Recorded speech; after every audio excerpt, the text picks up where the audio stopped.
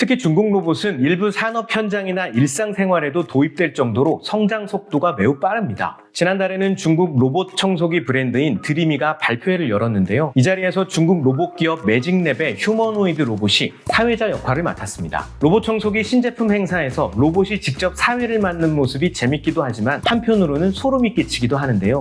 매직랩에서는 최근 휴머노이드 로봇이 야외에서 4분간 달리는 모습을 원테이크로 제작해서 영상을 공개하기도 했습니다. 지금 보시는 영상이 업로드되는 13일에는 베이징에서 세계 최초로 휴머노이드 로봇과 인간이 함께하는 마라톤 경기가 열리게 되는데요. 인간과 로봇이 함께 달리는 마라톤 경기라는 점에서 전 세계적인 관심을 받고 있습니다. 이뿐만이 아닙니다. 얼마 전 유니트리도 자사의 로봇계를 판매하는 라이브 쇼핑 방송을 진행했는데요. 여기에서도 휴머노이드 로봇 G1이 쇼 호스트로 등장했습니다. G1은 지난해 5월에 발표된 유니트리의 최신형 휴머노이드 로봇인데요. 기본적으로 걷기와 달리기, 앉기와 일어서기 등이 가능할 뿐만 아니라 발차기에 덤블링까지 가능합니다. 가격은 한화로 약 2천만 원부터 시작하는데 이미 중국 온라인 쇼핑몰에서 판매되기도 했습니다. 지원이 판매한 유니트리의 로봇계 역시 판매 가격은 9,997위안, 한화로 약 200만 원부터 시작합니다. 방송 시작 1분 만에 100만 위안, 그러니까 한국 돈으로 약 2억 원어치가 팔려나갔을 정도로 인기가 뜨거웠습니다. 이외에도 중국에서 높고 험하기로 유명한 태산에 가시면 등산 보조용 로봇을 만나실 수 있는데요. 실제로 사용해본 사람들의 얘기를 들어보니까 오작동을 하는 경우가 있긴 하지만 등산 마니아들이나 등산을 좋아하는 고령층에게는 관심을 끌만한 로봇임은 분명합니다.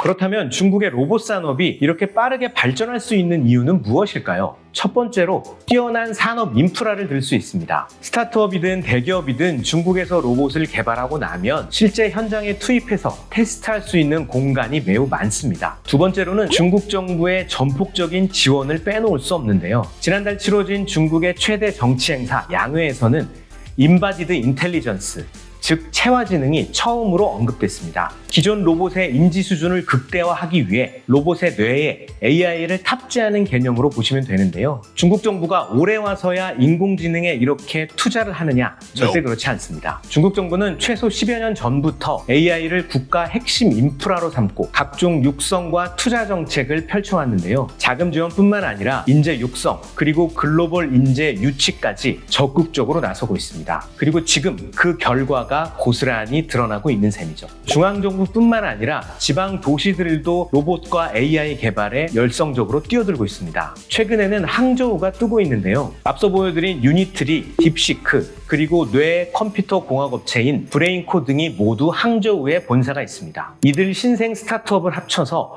항저우 육룡이라는 신조어가 생겨났을 정도입니다. 항저우는 원래 1999년 마윈이 알리바바를 세우면서 중국의 전자상거래의 거점 도시로 이름을 날렸습니다. 이후 대형 테크 기업인 화웨이와 텐센트가 있는 광저우에 가려졌지만 최근 국제 경쟁력을 갖춘 스타트업이 생겨나면서 영광을 되찾는 분위기입니다.